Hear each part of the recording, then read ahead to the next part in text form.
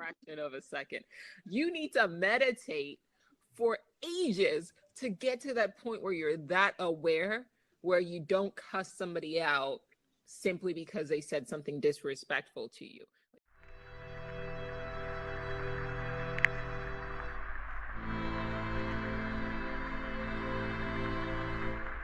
Throw your headphones on.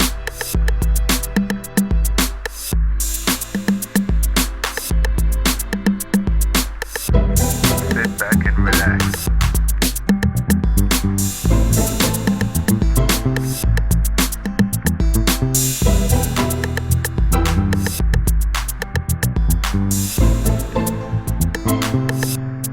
Let's take reality for a ride.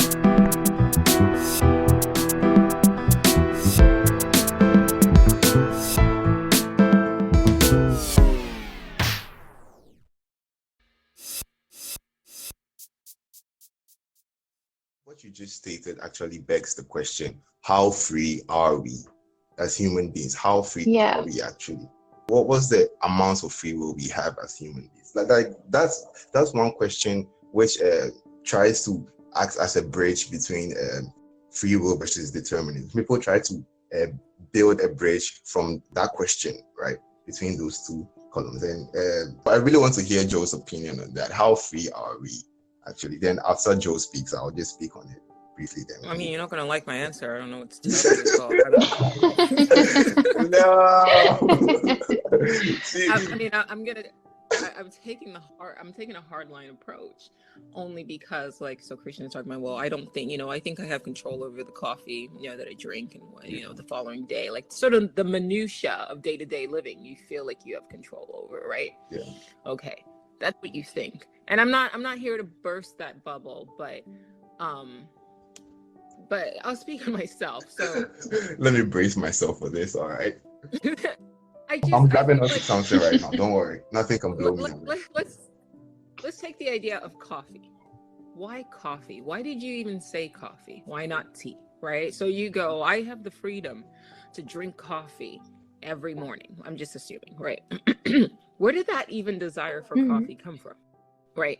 Was it, you grew up in a household where your parents drank coffee, so you became acclimated with that smell of coffee, and that to your mind now it gets interpreted into meaning comfort or wisdom or family. So every time you drink that coffee, you feel this sense of warmth and, family, and like, I'm an adult and this is what adults do. They drink coffee. Coffee's gross, by the way.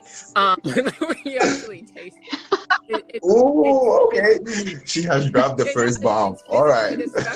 I drank coffee. It's gross. I don't know why people keep doing this to themselves, but it's programmed into their psyche. Like, this is what you do when you're an adult. But there's other things, right? There's chai, there's tea, you know what I mean? There's water. Why is it? What prompted you to drink the coffee? Like, you think, yes, I'm in control when I get up in the morning to go drink this coffee. I'm choosing to drink this coffee, and no one's gonna. Okay, but if you sat back and you took a bird's eye view of your entire life, you wouldn't be able to pinpoint the moment where you chose to drink coffee, right?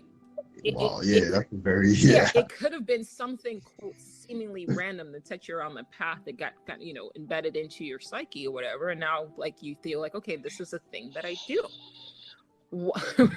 and it's like it's really that we as humans are like, we fight, we struggle for this, like, element of control. Like, no, you can't tell me I don't have free will, because then the next step is, well, if I don't have free will, then I'm a slave, right? And that is like alarming. Like, why I don't want to be subject to fate. I don't want to not be in control of my day-to-day actions. And my response to that is, there are things that you can control, okay, but it's not little things like, I can choose what I'm gonna wear. Well, can you though? Right? If you wanted to go outside today in a tutu and a crown, you're not gonna do it. You're just not. Because why? I love tutus. Pink is my favorite color. But if I go outside in a crown and a tutu and just walk around, I'm going to get arrested, right? Or people... Ole, Malene. Malene just walked into town.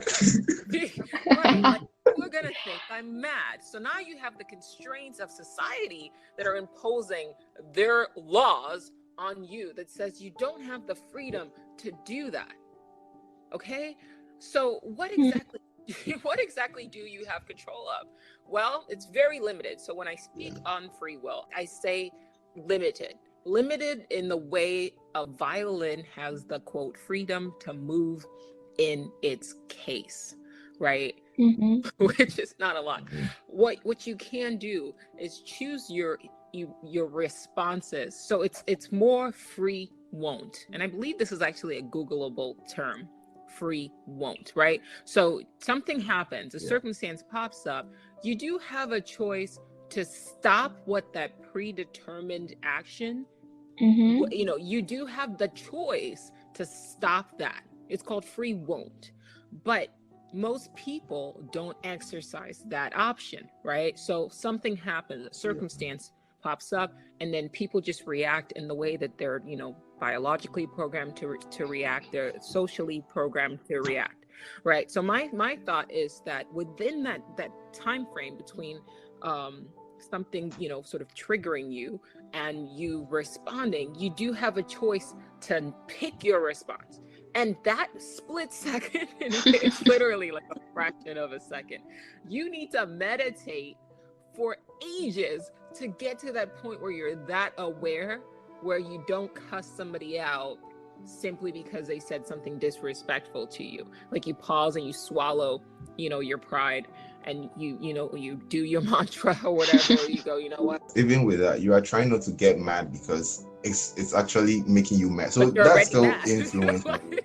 Yeah, it's still external stimuli. Right. So yeah, that's how it is. Yeah. So that's a very interesting perspective for Krishna trying to have coffee, because I felt the level of assurance you just said coffee with, which means she knows she will have it, and that could actually mean she's been having it for a while now. It's been a part of it, but there's obviously a cause to that, right? There's obviously a preceding cause to that effect of her saying, yeah, I'll have coffee tomorrow. She just said it and left it in the air, and she didn't know she would be attacked later. I'm like, whoa. Oh wait, I'm not attacking.